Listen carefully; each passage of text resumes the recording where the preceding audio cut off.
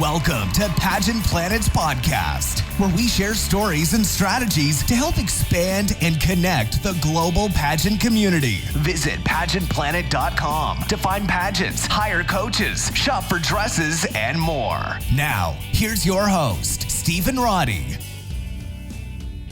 Welcome, everyone, to another Pageant Planet podcast. This is the podcast for contestants who want to be inspired to discover how to win the crown. Today, Jessie Ledoux, our queen of coaching, and myself are covering the life of Riza Santos.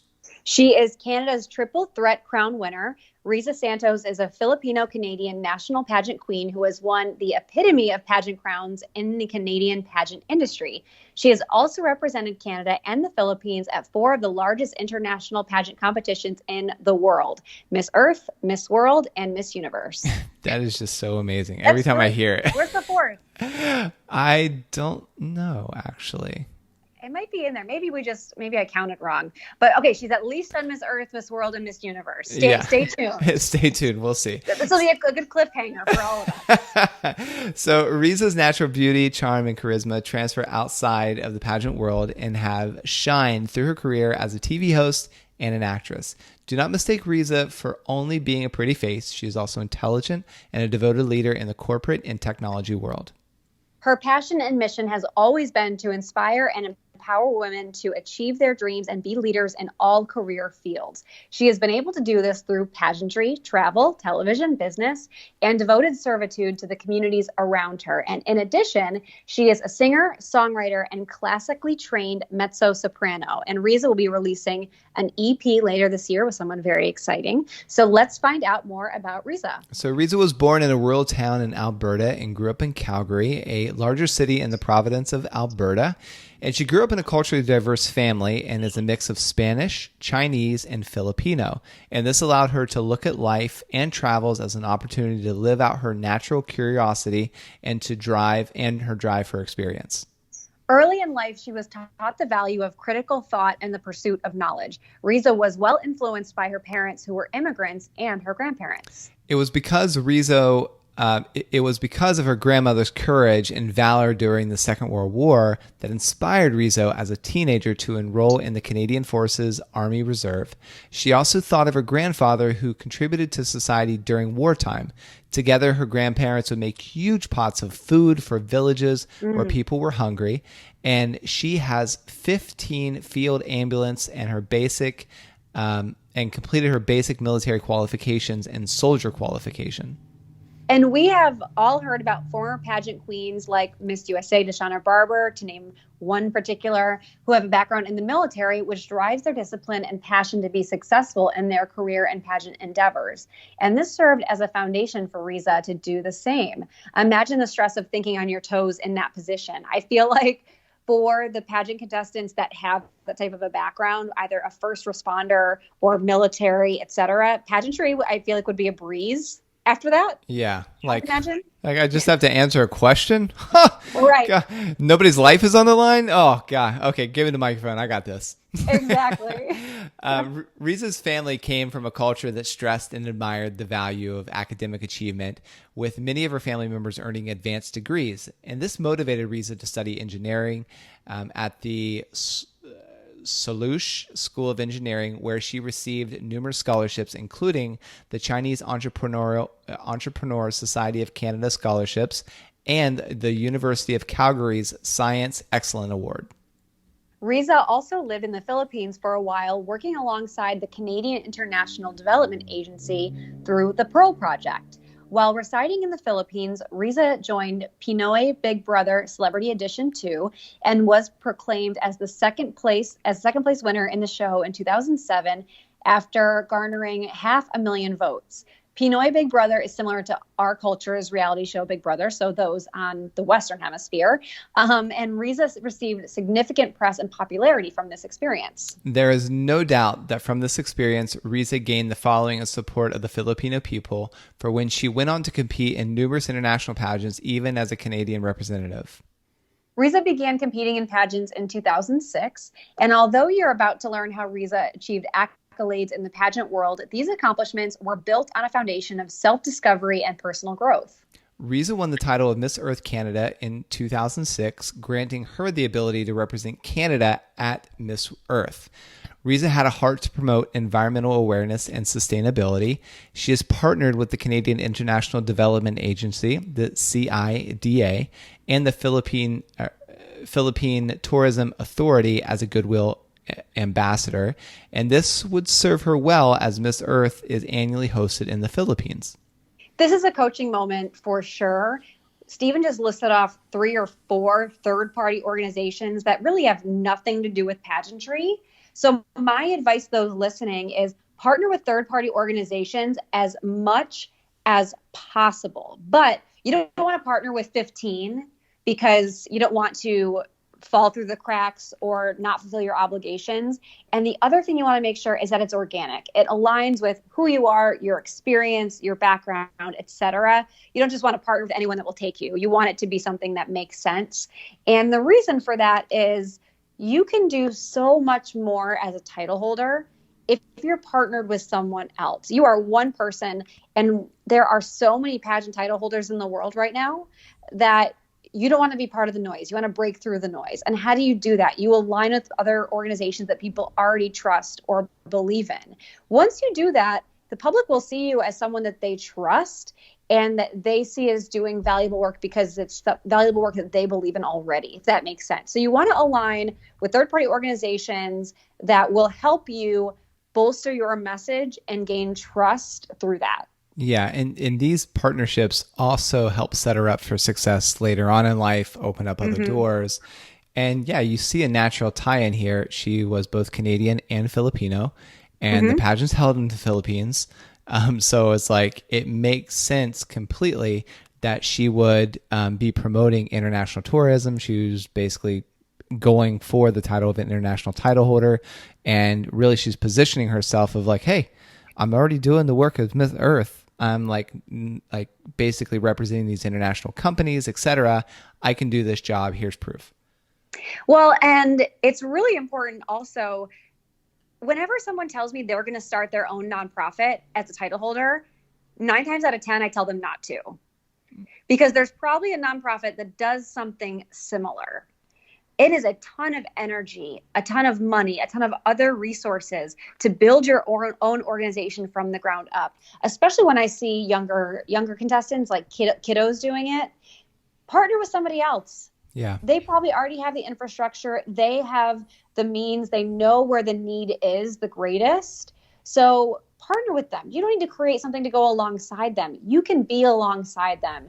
And I just really caution anyone from creating their own organization. You can have your own platform title that's yours alone that ties into it, but let the core be rooted in these other foundations that exist. Don't drive yourself crazy. I will not crown a contestant because she has an organization over someone that's done a ton of things with similar organizations. Having your own doesn't change that, in my opinion. Does it change it for you? No, there's no bonus points in it. Yeah. And in fact, I don't think the judges are going to look at it this analytical, but it's way more work to have your own than just to represent someone else's. And at the end of the day, pageantry, like as a title holder, you are a spokeswoman. You know, that's the job you're going for. You are going for a spokesmodel position. You will be the spokesmodel of this pageant organization. You know, that's the goal. So it's not necessarily like you don't need to start your own pageant in order to be a good spokesperson. You don't need to start your own, nonprofit to be a good spokesperson for a nonprofit. So, yeah, and just as somebody that's built a few businesses from the ground up, it is a tremendous amount of effort to get some traction. So, I mean, unless you find something that you're willing to do basically for the rest of your life, regardless if you make a penny and you just have this internal burn that's just calling you to do it, yeah, take Jesse's advice and just absolutely just represent somebody else's. Because again, equal benefit and actually probably more benefit right off the bat because you get immediate connections, you get immediate perks, none of which you'll get if you just started on your own. Yep. Tangible homework item real quick. Go ahead. Identify 3 organizations that you could partner with that aligns with either your platform, or your background or your career goals.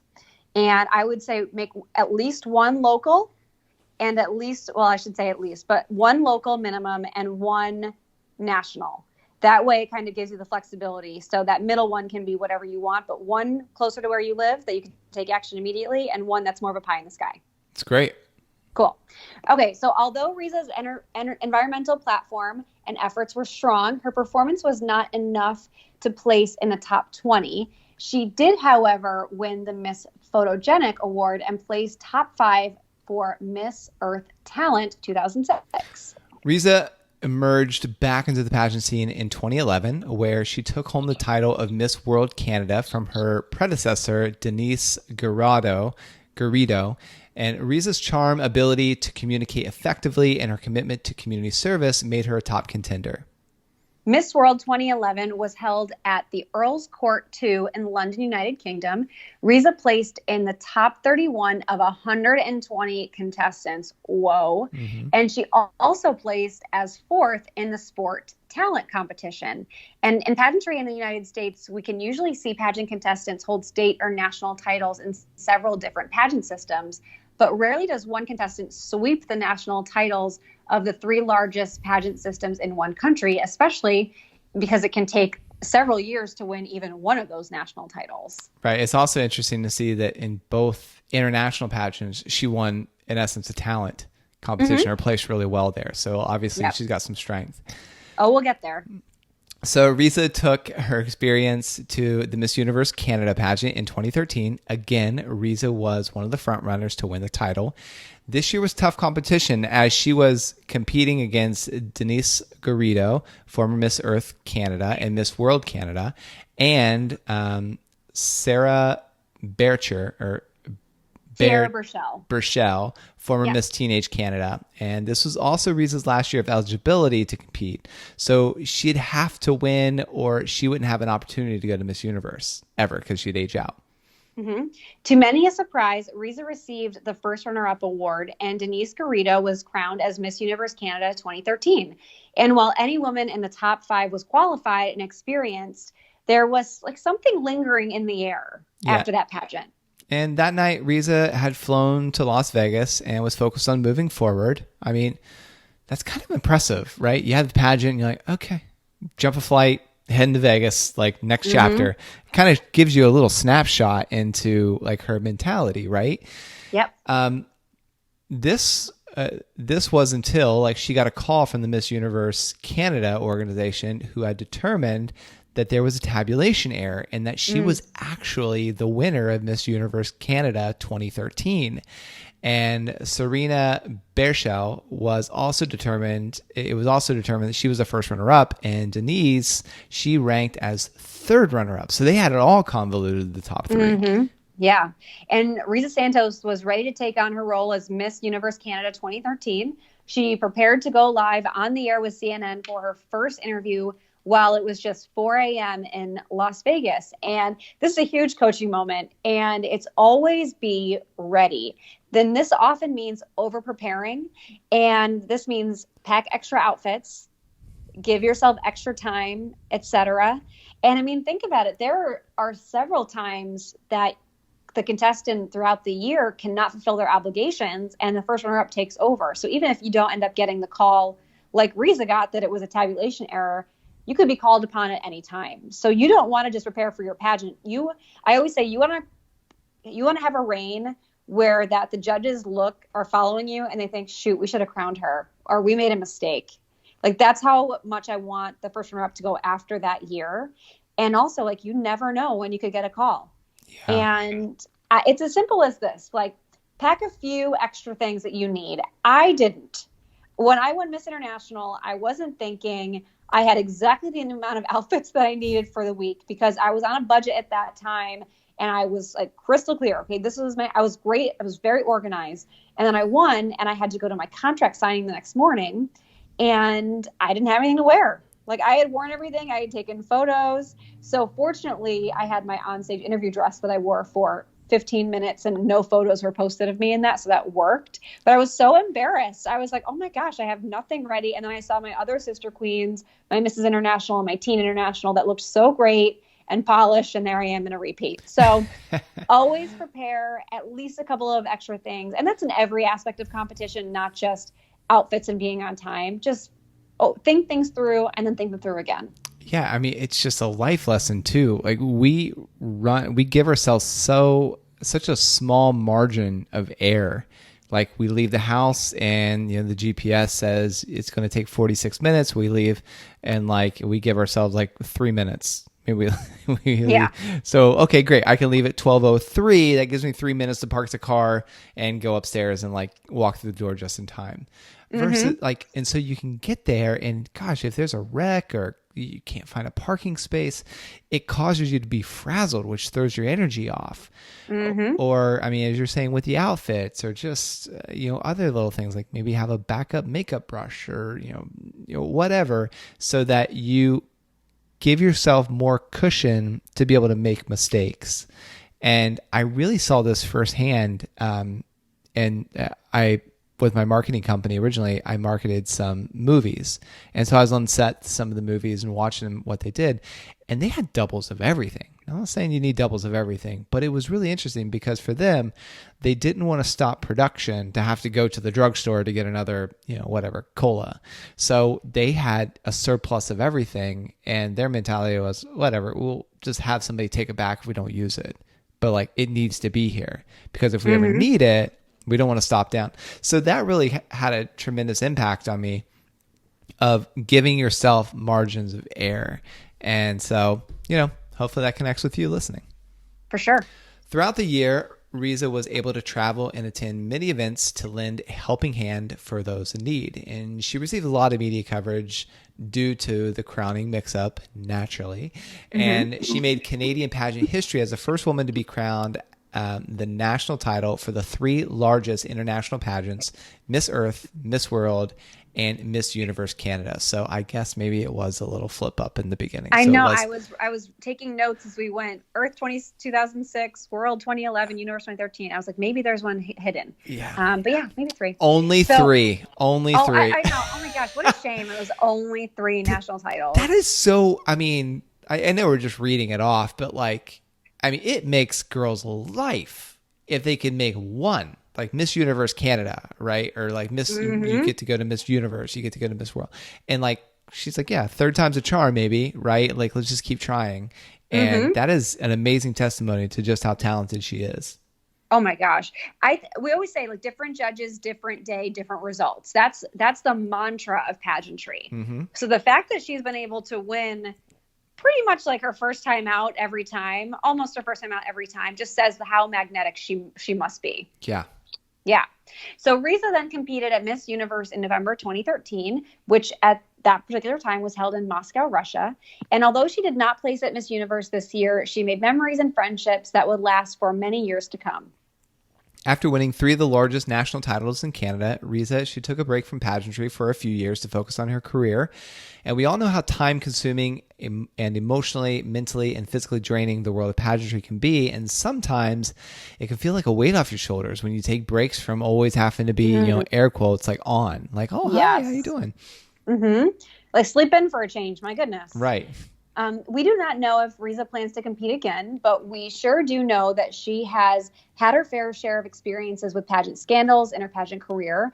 And all in all, to look at Riza's overview of her pageant career, she's had numerous successes at the national and international level, and the impact she has left on others around her will remain. And that brings me to another coaching moment, because even though most of us can't relate to the scores being flubbed, everyone listening can compare with COVID-19 throwing a huge wrench in your plans. Either you can't compete in the pageant that you plan to, or you can't give up your title, or maybe it eliminates one entire year of eligibility for you.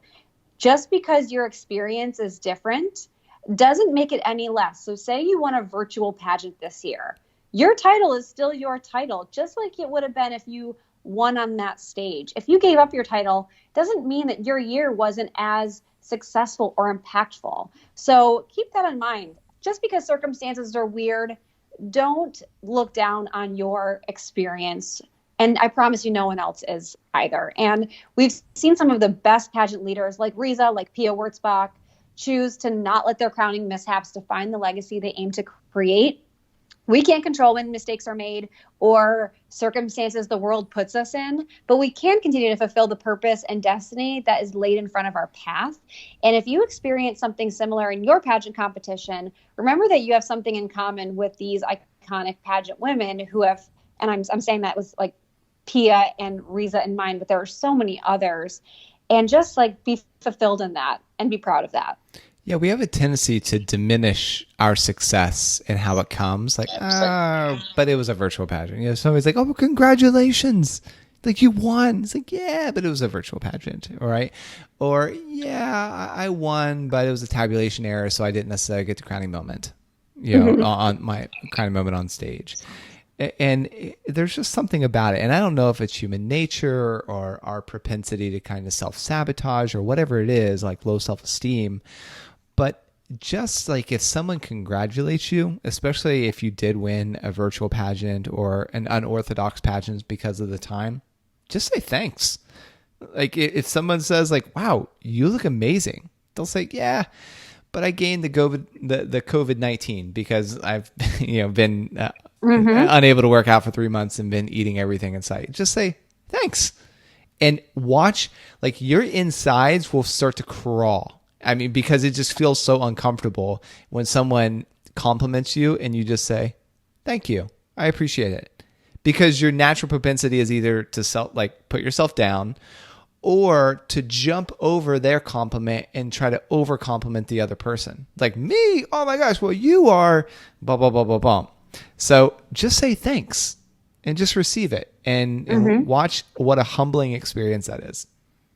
I love that. So Riza became a popular actress for the ABS and CBN television network after competing on Pinoy Big Brother when she lived in the Philippines. And although you may not recognize some of her work, she is still a celebrity actress, most recognizable for her roles in many Filipino television shows and movies. One of her most notable roles was in the movie Double Trouble. Here, she was able to work alongside legendary Filipino actors, and her performance earned her a Best Actress Award nomination from the Film Academy of the Philippines. It's called the Luna Awards. We all know the fame and popularity that we see former Miss USA contestants who appear on reality television shows like ABC The Bachelor, and Riza has this, but it's in the Philippines. And for those of you listening in America, you might not necessarily see all these things, but for our Filipino listeners, they're like, yep, I know who she is. So Riza was also the official television host of the Asian Poker Tour with tournaments in Manila and I hope I'm not butchering this too bad, but Macau, and airing on the CS9 Sports Channel and Solar Sports.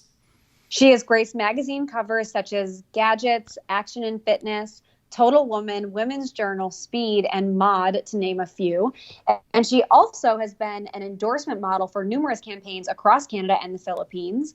Riza has been named one of the Philippines' most beautiful people in OK Magazine, a huge deal, and has strutted the Mercedes-Benz Fashion Week runway in Moscow, Russia. Yeah, I was flipping through pictures of her like on Google Images and pulling up articles like in preparing for this, and it said she is dangerously beautiful was one of the titles of it. I was like, ooh, that's a fun title to have. Yeah. But no doubt that being in the public eye consistently helped Riza develop an image, standard, and deep awareness of herself that allowed her to succeed in pageants, career, and on television. Now, Riza has been more focused on a career in business and technology, working as the vice president of Argyle Fox Incorporated. Riza is instrumental in the software project and sales cycles and is a corporate and marketing strategist, helping companies achieve their mandates by identifying opportunities to streamline operations and grow market share. Sounds fun, actually. As a director in the technology... Yeah, I know, right? Nerd.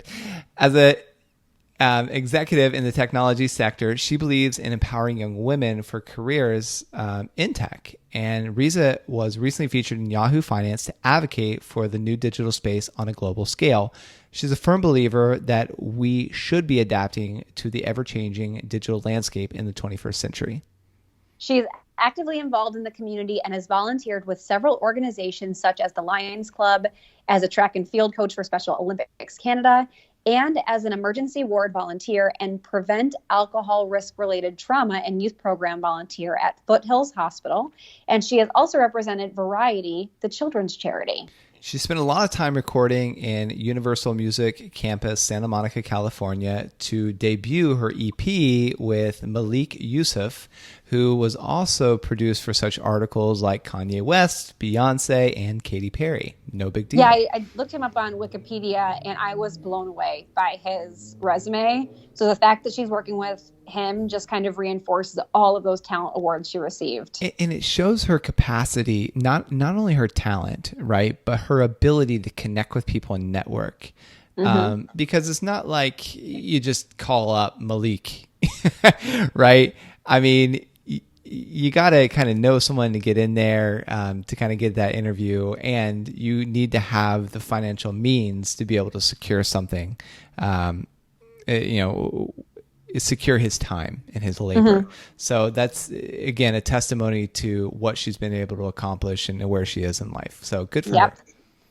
Yeah, and this is something that we see now during this pandemic with many pageants. Title holders and contestants have learned to advocate for their platforms online. And pageant directors have begun organizing some of the industry's very first virtual pageants. And we are also seeing many online pageant workshops pop up by means of Skype, Zoom, Google Hangouts. And while the quarantine precautions may not last forever, the ability to utilize technology to develop yourself and your platform online can be a valuable asset for you the next time you compete.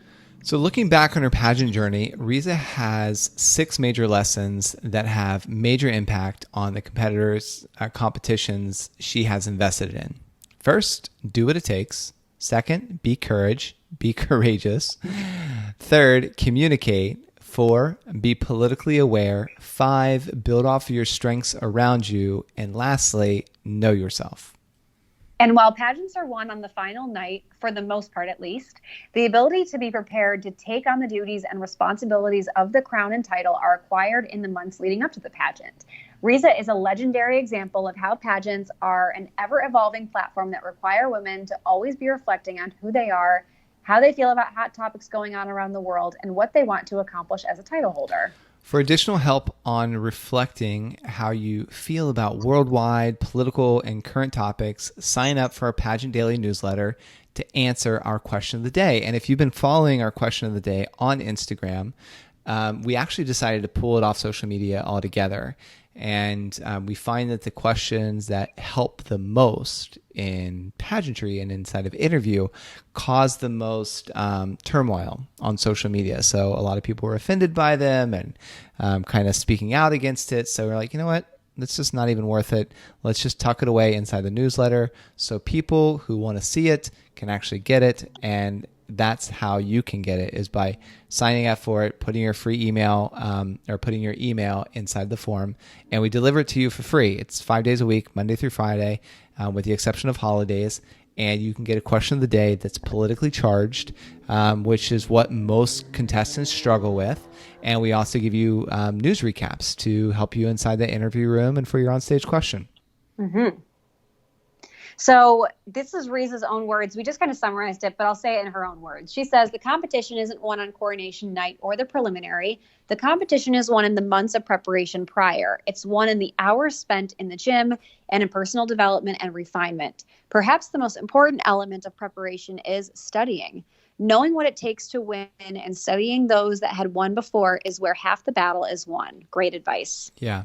And if you'd like to be a featured contestant for our next podcast, create a contestant profile with all of your information, hidden facts, and what makes you special.